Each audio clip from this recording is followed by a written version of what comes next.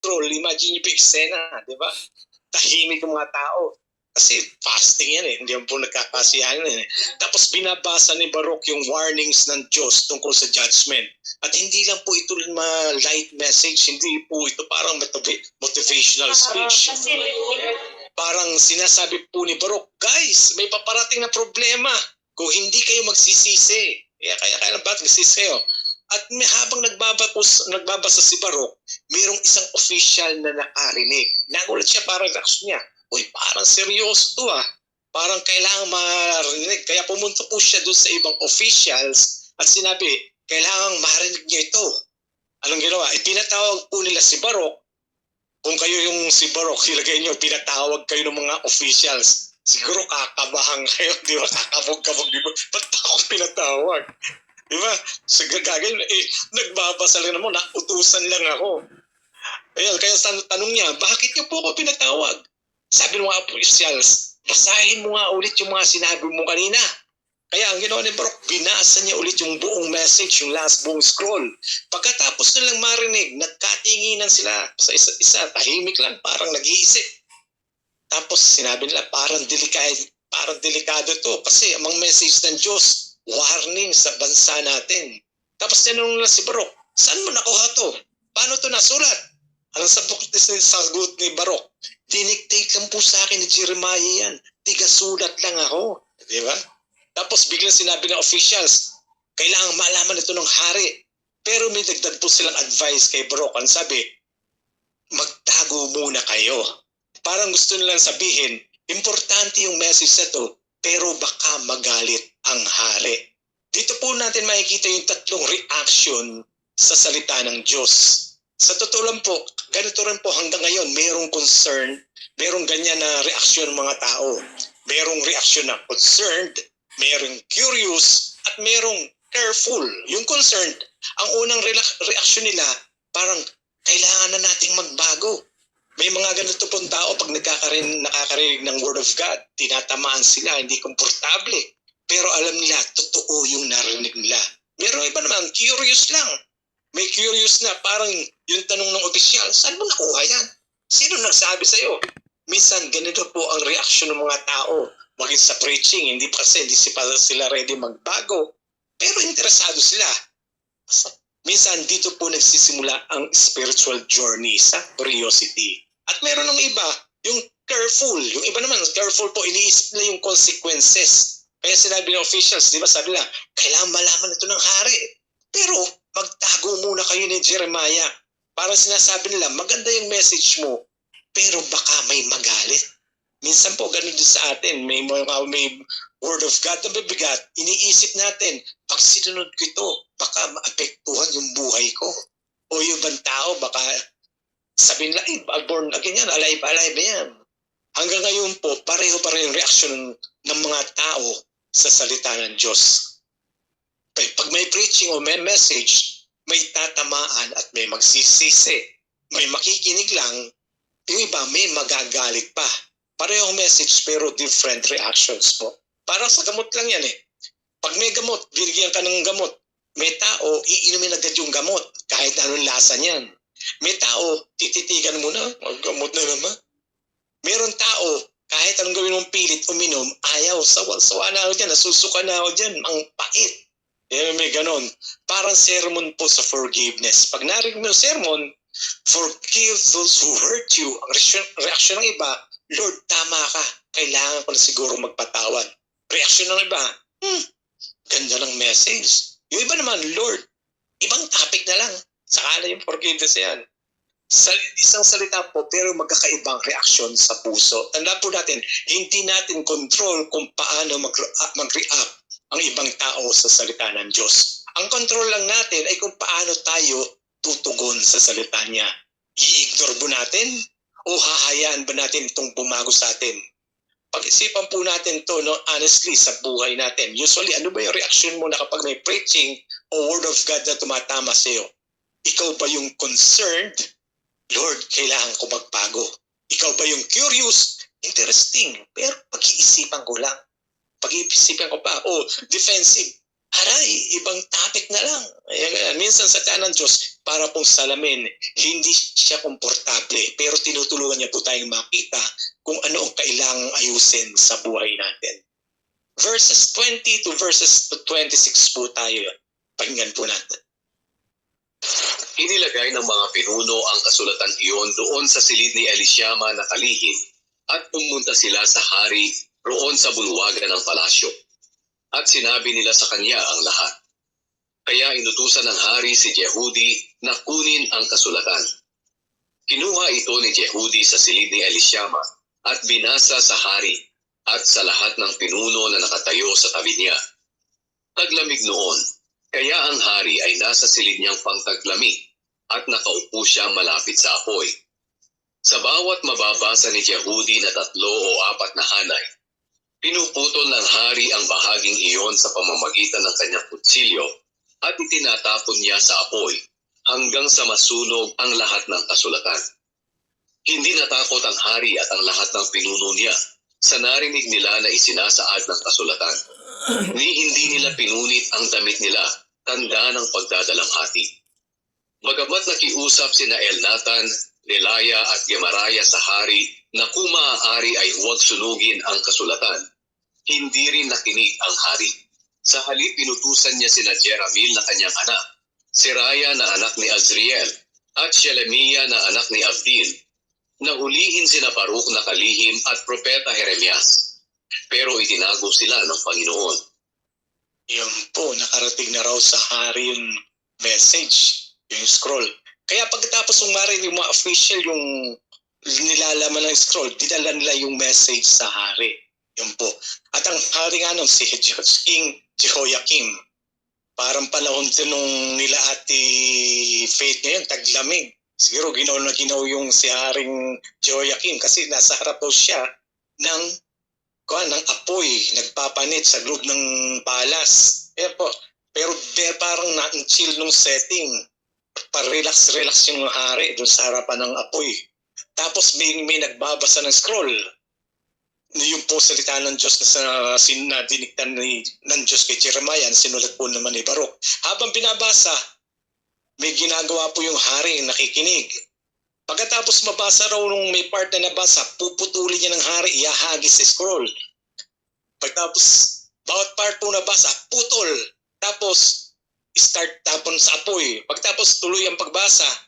Pagkatapos ulit ng next section, puputulin na naman niya, sunog ulit, tapon na naman sa apoy. Paulit puro ganun yung ginawa hanggang sa masunog na raw po lahat yung scroll. Imagine niyo po yung energy ng hari para sinasabi niya, ganun, judgment, warning, cut, sunog. Parang modern version po to. Negative message, cancel. Conviction, delete. Parang ganun. Hindi ko gusto sinasabi ng Diyos, remove. Hindi po siya natakot. At ang pinaka-nakakagulat po sa passage na to, sabi sa verse, hindi natakot ang hari at ang kanyang mga servants. Kasi wala silang repentance. Wala man lang reflection kung ano yung narinig nila, ano yung binasa. Wala man lang kahit konting kaba, instead tanong, Lord, totoo ba ito? Anong ginawa nila? Sinira nila yung message ng Diyos. Yun po, ito po yung powerful lesson dito. Hindi po porket ayaw mo sa message, hindi na totoo. Hindi porket uncomfortable ang katotohanan, pwede mo na siyang burahin. Ang reality check po dito, pwede mong sunugin ang Bible, pwede mong imak ang preacher, pwede mong ignore ang conviction, pero hindi ibig sabihin na wala na ang katotohanan. Sinunog ng hari yung scroll, pero hindi niya masusunog ang consequences. Hindi po nasunog ang warning ng Diyos, hindi nasunog yung katotohanan. Para pong medical test siya, nagpa-check up ka, tapos lumabas yung result. Sabi ng doktor, Sir, mataas ang sugar niyo. Anong reaction mo? Ayoko ng result niyan. Kinuha mo yung papel, nilamukos mo, tsaka sinunog mo yung papel. Nawala ba yung diabetes mo? Hindi. Di po ba? Hindi nawawala ang katotohanan dahil ayaw lang nating tanggapin. Ganon din po ang katotohanan ng Diyos. Sabi, hindi tayo literal nagsusunog daw ng scroll ngayon. Wala nang scroll kasi. Pero ang modern version po nito, may iba't ibang paraan ng pagsunog ng scroll. ang mga tao sa panahon ito. Example, sabihin natin yung sa nare-recite sa lahat ng Diyos, sabihin natin, ay wala naman yan. Ay naman ang Bible, sabihin natin. Ay old school na yan, hindi na yan applicable sa akin. Iba ng panahon ngayon. Para sinasabi po natin, Lord, ayoko ng sinasabi mo, kaya i-delete ko na lang. Pero kahit hindi po natin pansinin ang salita ng Diyos, hindi po ito nawawala. Kasi sabi na sa iyo natin kanina, minsan salita po ng Diyos para yang salamin. Ipinapakita nito kung anong kailangang baguhin sa buhay natin. Pero ang tanong, pag nakita natin yung katotohanan, ano yung gagawin natin? Tatanggapin ba natin o susunugin natin? Ito. Pakinggan po natin yung verses 27 to 32. Last verses na po tayo. Nang masunod ng hari ang nakarolyong kasulatan na ipinasulat ni Jeremias kay Baruch, sinabi ng Panginoon kay Jeremias, muli kang kumuha ng nakarolyong sulatan, at muli mong isulat ang lahat ng nakasulat sa unang kasulatan na sinunog ni Haring Jehoiakim ng Huda. Pagkatapos sabihin mo sa hari na ito ang sinasabi ko, sinunog mo ang nakarolyong kasulatan dahil sinasabi roon na wawasakin ng hari ng Babylonia ang lupain ito at papatayin ang mga tao at mga hayop. Kaya ito ang sasabihin ko tungkol sa iyo, Haring Jehoiakim ng Huda. Wala kang angkan na maghahari sa kaharian ni David. Ikaw ay papatayin at ang bangkay mo'y itatapon lang at mabibilad sa init ng araw at hahamugan naman pagsapit ng gabi. Parurusahan kita at ang mga anak mo, pati ang mga pinuno mo, dahil sa kasamaan ninyo. Ipaparanas ko sa inyo at sa mga taga-Jerusalem at taga-Huda ang lahat ng kapahamakang sinabi ko laban sa inyo, dahil sa hindi kayo nakinig sa akin. Kaya muling kumuha si Jeremias ng nakarolyong sulatan at ibinigay kay Baruch. At isinulat ni Baruch ang lahat ng sinabi ni Jeremias, katulad ng ginawa niya sa unang nakarolyong kasulatan na sinunog ni Haring Jehoiakim ng Huda. Pero may mga idinagdag si Jeremias sa kasulatan ito na halos katulad ng unang isinulat. Yan po. Yun, nakala nung hari, tapos na, di po ba? Kasi napunit na yan, nasunog na niya. Sabi, katsunog, katsunog. Sa isip ng hari, okay, problem solved. Wala na yung kasulatan. Para sinasabi niya, wala na yung message. Kaya wala na rin yung warning. End of story na. Di ba? Tama po ba? Mali, di po ba? Pagkatapos nung nangyari, kinausap ulit ng Diyos si Jeremiah. Parang ganito, Jeremiah, kumuha ka ulit ng scroll. Sulat ulit tayo. Sabi. Tapos tinawag ni Jeremiah yung assistant niya si Baruch na anak ni Neraya. Baruch, ready ka ulit. Siguro si Baruch, bossing, nasunog na yung first drop natin. Sabi round 2 tayo. Sinulat ulit lahat yung nasa unang scroll at may nadagdag pang words of judgment. Imagine yung frustration ng hari pag nalaman niya na parang, Lord, nasunog ko na nga eh. Tapos ang Diyos pa sasabihin, ito version 2.0 na to. Yan, ito po yung powerful lesson sa ending ng chapter na to. Walang makakapigil sa plano ng Diyos. Pwede mong subukang i-oppose, pwede mong subukang i-delay, pwede kang mag-resist, pero hindi mo ito kayang pigilan. And kagaya ng makita natin, pinunit, sinunog ng hari scroll, pero hindi niya nasunog ang salita ng Diyos. Hindi niya mapipigilin ang plano ng Diyos. Sa totoo lang po, maraming tao sa history ang nagtatry na labanan ng salita ng Diyos. May mga taong nagban ng Bible, may nag-persecute ng mga believers, mayroong nag-mock sa pananampalataya ng mga Kristiyano, pero hanggang ngayon, nandito pa rin ang salita ng Diyos at mas kumakalat pa. Parang alon lang po yan ang salita ng Diyos. Pwede mo siyang pigilan sandali, pero babalik at babalik. Pero ito po yung part na comforting at nakakatakot. Comforting kung nasa side ka ng Diyos. Kasi ibig sabihin, hindi masasayang ang ginagawa ng Diyos sa buhay mo. Kung may calling ang Diyos sa iyo, kung may purpose siya, kahit may opposition, matutupad po yan kung anong plano ng Diyos sa buhay mo. Pero nakakatakot kung lumalaban ka sa Diyos, kasi kahit ano pong gawin natin, hindi mo siya matatalo. Hindi ka mananalo. Parang ganyan po yan. yan, parang taong lumalaban sa agos sa dagat. Pwede kang magpipiglas, pwede kang sumipa, pwede kang magpumilit, pero hindi magtatagal, mapapagod at mapapagod ka rin. Di ba? Mas wise po talaga na sumabay sa direksyon ng Diyos kaysa lumaban sa Kanya. Kaya ang personal reflection po sa atin to, pagkatapos po nating makita yung buong story mula kay Jeremiah, kay Baruch, at hanggang po sa reaksyon ni Jehoiakim, napakagandang po na itanong po natin sa sarili natin, saan tayo dito sa story to? Saan tayo dito sa tatlo? Kasi kadalasan hindi lang po yung isang karakter makikita natin sa sarili natin. Minsan iba-iba, depende po sa season ng buhay. May areas ba sa buhay mo na parang si Jehoiakim ka? Si King Jehoiakim, nakarinig ng salita ng Diyos, malinaw na malinaw, direkta, walang confusion. Pero ang ginawa niya, hindi siya nag-repent, hindi siya nag-reflect, hindi siya nag-pray. Sinunog niya yung scroll. Ayaw po niyang tanggapin ang message. At kung maging honest po tayo, minsan ganito po tayo sa Diyos. May panahon na kinukonvict tayo ng Diyos. Halimbawa, may kasalanan ay alam mong kailangan mo ng bitawan. O may relasyon na alam mong hindi tama. May attitude ka na paulit-ulit na kinukorek ka. May katotohanan paulit-ulit mong narinig na kailangan mong i-apply sa buhay mo. Pero imbes na mag-surrender, nagiging defensive tayo. Para sinasabi natin, Lord, wag muna to. O Lord, hindi naman siguro ako ganun kalala. O next time na lang ako magbabago. Parang si Jehoiakim. Hindi man literal na sisunog yung scroll, pero sinusubukan po natin i-ignore ang message. Kaya po ang honest na question na magandang itanong natin sa ating sarili, anong scroll ang sinusubukan mong sunugin sa buhay mo ngayon?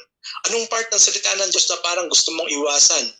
Pwedeng kasalanan na ayaw mong i-give up, correction mula sa isang kaibigan o sa leader, katotohanan na masakit tanggapin. Minsan ang pinakamahirap pong tanggapin na yung salita ng Diyos, yun pa po yung pinakakailangan nating marinig. O baka ikaw naman si Baruch. Ano ba si Baruch? Si Baruch po, hindi po yung kanta ng hindi po siya propeta, hindi siya frontman, hindi siya bida. Tagasulat lang siya. Siya lang yung nagbasa ng scroll. Pero isipin po natin, kung walang Baruch, walang scroll. Kung walang Baruch, walang mababasa ang mga tao. Walang Baruch, hindi makakarating ang salita ng Diyos sa mga bansa. Ibig sabihin, kahit hindi po siya ang nasa spotlight, napakahalaga po niya sa story. Importanteng reminder po ito sa ministry at sa buhay po natin. Hindi lahat tinatawag ng Diyos na maging preacher, hindi lahat nasa stage. Pero ginagamit po ng Diyos ang mga helpers, mga volunteers, mga encouragers, mga prayer warriors, mga quiet servants. Kasi minsan pakiramdam natin, maliit lang yung role natin sa church. Pero po sa mata ng Diyos, mahalaga ang obedience. Kaya ang encouragement po sa atin, may time po ba nararamdaman natin, Lord, parang walang effect yung salita mo. Baka nag-share ka ng salita sa isang tao, sinishare mo yung truth sa niya. O pwedeng nagpe-pray ka sa isang family member mo. O nagsiserve ka faithfully, pero parang walang nangyayari, parang walang pagbabago. Ganito rin po yung experience ni Jeremiah. Tagal niyang nagpe-preach. Paros nung naisulat na yung message, sinunog lang ng hari. Kung ikaw si Jeremiah, siguro discouraged ka na. Lord, ano bang silbi ng mga to? Pero anong ginawa ng Diyos? Ipinasulit nga po niya ulit ang scroll. Hindi po natigil ang salita ng Diyos. Hindi nasira yung plano. Powerful po yung katotohanan na ito na pwede mo sunugin ng scroll pero hindi mo masusunog ang salita ng Diyos. Pwede mo i-reject ang message pero hindi mo matatakasan ang katotohanan. At kahit mukhang walang effect ngayon, God's word will still stand. Kaya tandaan po natin, ang warning ng Diyos ay invitation to repent. Hindi po para i-condemn tayo, kundi para iligtas tayo. Pwede mong i-reject ang message pero hindi mo matatakasan ang katotohanan. Ang pag-ignore sa katotohanan ay hindi nagbabago sa realidad. Sabi pa po, God's word is not fragile. Hindi po ito madaling sirain. Hindi kayang sirain o burahin. Mahalaga ang obedience kahit mag-resist ang mga tao. Ang responsibility lang po natin maging faithful. God bless you all po. Si Pastor Mel, baka meron po siyang idagdag. Amen. Thank you, Pastor Beng, sa magandang topic mo na diniscuss sa gabi nito. So, tunay nga po na ang salita ng Diyos, no? We consider this our great treasure. Why? Bakit? Kasi dito po nakasalalay po, kung titignan po natin yung pinag-aralan kanina, it's not about the power, the king, it's not about yung mga kung sino sumusunod, but this is the issue ng puso ng tao. Issue of the heart. Talagang noon pa man may problema na talagang puso ng tao. No? And one of this, dinidiscuss natin po, yung Jeremiah, na talagang nakita natin how the king, Jehoiakim, reject the word of God. So, from the rejection of the word of God, di ba nakita natin, sabi ni Pastor Ben kanina, no one will susunod na sa kanya, sinumpa na. So wala nang king na susunod. Paano yung papanganak si Jesus? Paano yung di ba? Sa line na maano si Jesus? Actually, hindi siya kay Solomon. Lumitaw siya kay Nathan, no? So doon siya kay Nathan talaga, sa line ni Nathan siya nanggaling yung ni Mary, no? Yung line ni Mary in genealogy. So napakagandang pangako ng Panginoon na tinupad pa rin talaga ni Jesus yung pangako niya. So ano po yung relationship nito sa atin, no, sa ngayon, no? So sabi nga ng Panginoon, 'di ba? Sabi natin kanina, yung treasure po yung salita ng Diyos, ha. So ibig sabihin yung treasure, huwag niyo pong ipagkakatiwala yung puso niyo sa ibang bagay, kundi sa salita lang ng Diyos, no? Kasi yung bagay na pagkakatiwala natin, kunyari, pagkakatiwala natin yung puso natin sa pera. Pera is good, pero wag talagang natin pagkakatiwala sa pera, sa kayamanan natin, because this is the temporary. This is a temporary lang talaga. But ang tunay na hope natin is yung Word of God. Kasi ang Word of God po is hindi po siya nagbabago. It is still the same yesterday, today, and tomorrow. Hindi siya nagbabago po, ha, ang salita ng Diyos. The same po siya ngayon, hanggang ngayon. Ano po yung connection nito nangyayari sa panahon natin sa Middle East? Alam niyo po, fascinated po ako doon sa mga Christians, sa mga Iran. No? Meron pong mga Iranian Christians na, alam niyo sabi nila, we believe in Jesus. Si Jesus lang daw po ang kanilang magiging freedom. Kaya kailangan daw ng gobyerno nila si Jesus at makilala nila. This is their faith, no? Kaya mapalad po tayo sa Pilipinas dahil nirespeto po yung pananampalataya natin kay Jesus. Doon po ang mga Kristiyano sa Iran, talagang spiritual battle talaga. Kasi nga, issue of the heart ng king nila or sino yung namumuno, talagang evil, no? Evil talaga. And this is a mercy ni Lord. Kaya nga, patuloy pa rin talaga yung gera doon because this is a mercy ni Lord sa kanila, sa mga Iranian, na magsisi na kayo, dahil malapit ang dumating si Jesus. Kasi pag dumating si Jesus, yung mga naiwan na po dito, it's too late. Too late na po. So habang meron pa po talaga may chance na sinasabi yung salita ng Diyos, kaya nga pag naririnig po natin salita ng Diyos, pag nagdidiscuss si Pastor Beng, no, ang response po talaga po natin dapat yung magsisi. No? Repentance, magsisi, at humility. No? Napakagandang bagay po yung attitude natin. Kasi nasa process pa po tayo ng healing. No? Ang bawat isa sa atin, nasa process pa po talaga ng sanctification ba? Na talagang nililinis pa tayo ng Panginoon. No? Ang puso natin nililinis pa talaga. No? Wala pa pong perfecto talaga, I tell you, wala pa pong perfecto. Nandun pa tayo sa process ng healing po talaga. So ang lesson na lang po natin na pwede kong ma-take out natin, no? Yung treasure po ng salita ng Diyos, wag po natin siyang i-trade doon sa ibang bagay. Kasi once na na-discover mo na po yung treasure, wag mo na siya pang pagpalit, no? Kasi maraming mga Kristiyano talaga na nag-give up na, nag-reject na nila yung word, no? So ni-reject na nila yung word. So ang panalangin natin, hangga't may panahon pa, no? Hangga't may panahon pa, this is a time to have a repentance, no? So lahat po tayo, no? Kaya kung na kay Kristo ka, lahat tayo na kay Jesus, no? magpatuloy lang po tayo at umawak lang po sa pananampalataya at huwag pong bibitawan kahit na yung circumstances. Sabi nga, di ba, yung kabutihan ng Diyos, hindi nakikita yan sa circumstances, no? Kung hindi, nakikita po yan kung sino ang Panginoon sa buhay mo. Who is the Lord, no? At sabi natin, ang Panginoon ay tapat. Hindi po siya talaga nagbabago, no? Ang Panginoon natin, Panginoong Jesus natin, hindi talaga nagbabago hanggang sa panahon natin ngayon. So, mga kapatid, mapalad po tayo, nakakarinig tayo ng salita ng Diyos. And it is a call for us, no? To, sabi nga, yung puso natin at patuloy natin i-align po sa kalooban ng Panginoon. Hanggat nandiyan ang salita ng Diyos, we are very privileged na nakarinig po tayo ngayon. Kaya maraming salamat, Pastor Beng, sa mga warning na binigay ng salita ng Diyos, no? And it is worked by the Holy Spirit, ha? Ito dito po gumagawa ang banal na espiritu. Sino po 'yon? Is the third person. Hindi siya minor God, ha? No. He is a third person of the Trinity, no? Diyos din po 'yon, yung banal na espiritu na nag-work po sa buhay ng bawat isa sa atin. Kaya nagre-response tayo doon in obedience, no? In obedience and in fruits, no?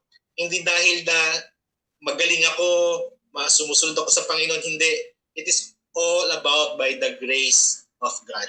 Sa biyaya ng Diyos, tayo po ay tinawag upang makasunod at ibigin din ang Panginoong Jesus, di ba? Kasi nga, Panginoong Jesus ang unang umibig sa atin so that we can love the Lord, give back yung love natin sa Kanya. So, mga kapatid, habang meron tayong ganitong session na Bible study, makinig lang po tayo, i-update natin ng bawat isa ang government talaga natin. Hindi natin iasa sa government natin yung ating hope, yung tupad, yung mga ganyan. Huwag nating iasa po dyan, kundi ang asa natin lagi po sa salita ng Diyos. Yun po yung tanging pag-asa lang natin. Amen po ba doon? Amen. Sige, Pastor Beng, maraming salamat. Thank you, Pastor Mel. Sige po, tayo po ngayon ay dumako na sa muling pag-awit, pagpuri sa Panginoon. Awit po natin yung wala kang katulad. Tunay pong walang katulad ang ating Diyos. Kung meron po kayong mga panalangin na gustong isama sa closing prayer, pakisend na lang po dito sa ating message para maisama po ni Pastor Mel mamaya. Sige po, tayo po umawit sa Panginoon.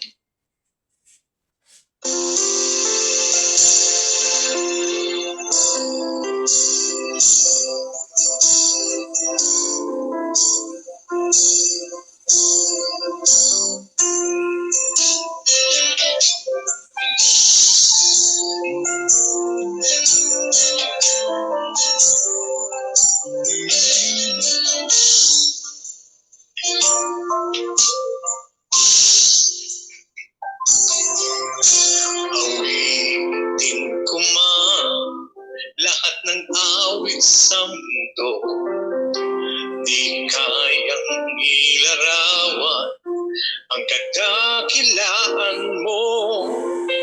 Kulang ang lahat ng tula, kulang maging mga salita upang ihayag ang kabutihan mo. Awitin ko man lahat ng awit sa mundo, di kayang ilarawan ang kadakilaan mo. Kulang ang lahat ng tula, kulang maging mga salita upang ihayag ang kabutihan mo. Walang katulad, wala nang hihigit sa'yo. Walang katulad, wala nang papagkay sa'yo. Ikaw ang Diyos noon pa man, maging ngayon at kailanman. Sa habang panahon, wala kang katulad.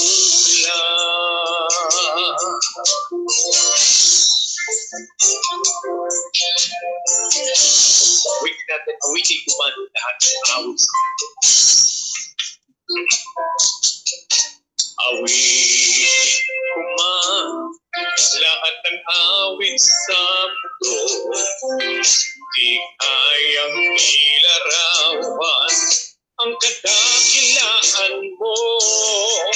Kulang ang lahat ng tula, kulang maging mga salita upang ihayag ang kabutihan mo.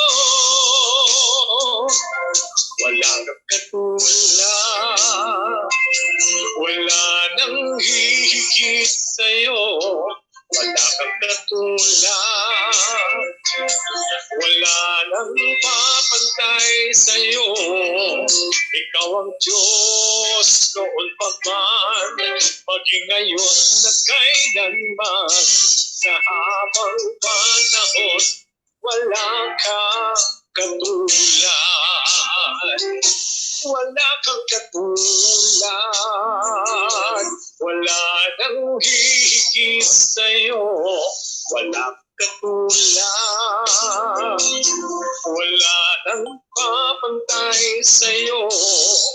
Ikaw ang Diyos noon pa man, maging ngayon na kailanman.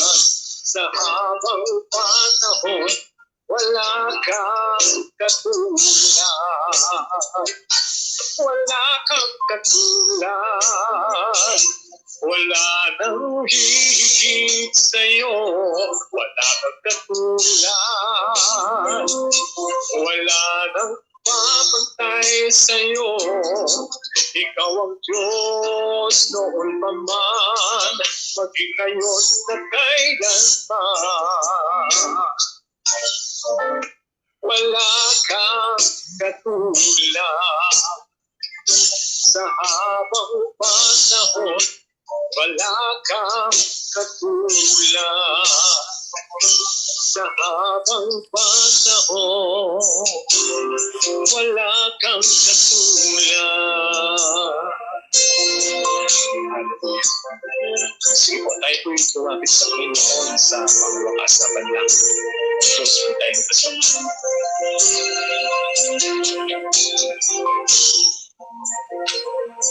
Amen. Sige po, tayo po muli magpasalamat sa Panginoon sa natapos muli ating Bible study. Sige po, let's come to the Lord with a word of prayer. Dear loving Father, salamat po sa napakagandang araw muli na binigay mo sa amin, nakapag-aral kami ng iyong salita. Lord, salamat po dahil ang iyong banal na Espiritu ang siyang patuloy na sumasama sa amin, Panginoon, at siya po ang patuloy na nag-iintindi sa aming mind, Lord, to understand your word. Lord, salamat, Panginoon, dahil nga po, tunay nga na sinabi mo, Panginoon, na heaven and earth will pass away, but your word will never pass away, Panginoon. Lord, salamat po, Panginoon, dahil sa yung salita mo, Panginoon, ang tanging naming sandigan. Panginoong Jesus, we know that you are the word ng sinabi ng Panginoon, and you are dwelt among us, Panginoon. Sinamahan mo kami, Lord, at ikaw, Lord, ang Panginoong Jesus, siyang patuloy na sumasama sa amin. Lord, ang dalangin namin, Panginoon, ay patuloy mo pong patibayin ng aming pananampalataya, Panginoon, na magtiwala kami lagi sa iyong sa banal na salita, Panginoon. Never we will trust our heart in the temporary things, Panginoon, in this world. Lord, sa iyo po namin ito pinagkakatiwala ang aming puso dahil ang iyong salita, Panginoon, ay hindi nagbabago mula noon, ngayon at magpakailanman, Panginoon. Because your word are still the true at ikaw, Lord, ang patuloy na hindi mapipigilan, Panginoon, ng iyong salita na magpalaganap na po sa buong mundo, Panginoon. Salamat po, Lord, sa mga propesya, sa mga nangyayari sa buong sanlibutan, Panginoon. And we know all these things, Panginoon, are work together for good, Lord, Panginoon. Dahil ikaw, Lord, ang nakakaalam talaga lahat ano po mangyayari pa sa susunod, Panginoon. Sa mga kaguluhan ng gera sa buong mundo, Panginoon, we know, Lord, you are the God of in control. Alam mo po, Panginoon, ang patuloy na nangyayari. And even our government, Panginoon, na nagtaasan na po ang mga bilihin, Panginoon, but we will never live in fear, but we will always to trust you, Lord, that you are still the God of in control sa buhay ng bawat isa, Panginoon. Lord, sa bawat family po ng Acts 2:42, may you be with us at ikaw, Lord, na patuloy na sa aming sumama the journey, Panginoon, at alam namin, Panginoon, ginagabayan mo po ang bawat family ng Acts 2:42. Lord, sa araw na ito, Panginoon, may mga panalangin po yung mga kapatiran namin. Isa na po to, Panginoon, si Ate Beth sa Canada po, Lord. Lord, I know na siya po ay merong health conditions, Lord. I pray that you will continue sustain Ate Beth, Panginoon, sa kanyang health conditions. At ikaw, Lord, ang patuloy na maging kagalingan niya sa kanyang karamdaman. And also prayer also for her financial provision, Panginoon, sa kanyang family in the name of Jesus. Ganun din po, Panginoon, si Kuya Bong. I'll also pray for the financial provision ng kanyang pangangailangan, Panginoon. At I know, Lord, ikaw, Lord, na patuloy na kay Kuya Bong magbibigay ng wisdom on how the provision, Panginoon, ibibigay mo sa kanya, Panginoon. And also, Lord, I pray yung kanyang lupa sa Cavite, Panginoon. Ang desire ng puso ni Kuya Bong, Panginoon, ay na mabenta na po ito, Lord. Ikaw, Lord, na patuloy na gumawa nito ayon po sa iyong kalooban. Lord, ganun din po yung tenant ni Kuya Bong na si Emma Marie Galigues. I pray, Lord, na ma-update po yung kanyang rental, Lord, so that the provision ni Kuya Bong ay patuloy na masustain according to your will. Lord, ikaw, Lord, na patuloy kay Kuya Bong Sardinero na magbigay ng wisdom at ikaw, Lord, na patuloy sa kanya mag-protect also for his health. Ganun din, Lord, si Ate Faith, ang kanyang family, Panginoon, sa Amerika, Panginoon. Lord, I pray sa family ni Ate Faith and the rest of his grandchildren, Panginoon. Lord, sustain po sila sa kanilang health conditions, Panginoon. I know, Lord, you have protected them, Panginoon, sa weather protection, Panginoon. At salamat, Lord, at patuloy mong sinasagot ang panalangin nila, Ate Faith, Panginoon. Lord, I pray that you will continue to be with them. I know, Lord, sabi nga po, yung word mo ay tapat, Panginoon, sa iyong mga anak. Lord, we continue to pray, Ate Faith, Lord, and the rest of the family na ikaw, Lord, na patuloy na mag-sustain sa kanilang health conditions, sa mga sa karamdaman, Panginoon. Pagalingin niyo sila, Panginoon, at ikaw, Lord, na patuloy na mag-sustain sa kanilang health, Panginoon. Lord, ganun din po kay Susan na nag-a-apply, Panginoon, sa Euromed. Lord, we give it to your hand, Panginoon, kung yung kalooban po talaga. I know, Lord, ikaw, one day, you will answer her prayer, Panginoon. At we give all these things, Panginoon, sa iyong panan. Lord, salamat po, Panginoon, sa mga kapatiran na hindi ko na po napanalangin. I know, Lord, yung kanilang desire ng puso, Lord, at ikaw, Lord, patuloy na sumagot sa kanila, Panginoon, ng kanilang panalangin. Isagutin mo po ito ayon po sa iyong kalooban. I know, Lord, Yes, Lord. our prayers and you are sabi nga, ikaw ang nakakaalam lahat kung yung kabubuti namin, Panginoon. That's why we give it all to you, Panginoon, ng aming puso, Panginoon, so that may we continue to trust you in all circumstances ng bawat nangyayari po sa amin. Panginoon, salamat po sa Acts 2:42 na naka-attend ngayon, Lord. And I pray, Lord, sa mga naka-attend ngayon, mga viewers, Panginoon, ng Matinong Bible Study. Salamat po sa bawat presensya ng bawat isa, Panginoon. And I pray that you will continue to bless them, Lord. Patibayan po nila ang kanilang pananampalataya, Panginoon, kay Jesus. This is the only hope that we have, Lord. Salamat po sa wisdom na to, Panginoon. At salamat po sa bawat isa na nandito. Bigyan mo po sila ng pagpapala na nanggaling sa iyo, Panginoon. At ikaw, Lord, na patuloy nilang maging provision, maging healing, Panginoon, at kanilang Panginoon protections, Lord. Salamat po sa gabing ito as we give back all the praises and glory. In Jesus' name we pray. Amen. Amen. Amen. Magandang gabi po sa lahat. Good night po sa lahat. God bless you See you on all. Sunday. See you on Sunday. Good night po. Good night. Good morning, Ate Faith. See you.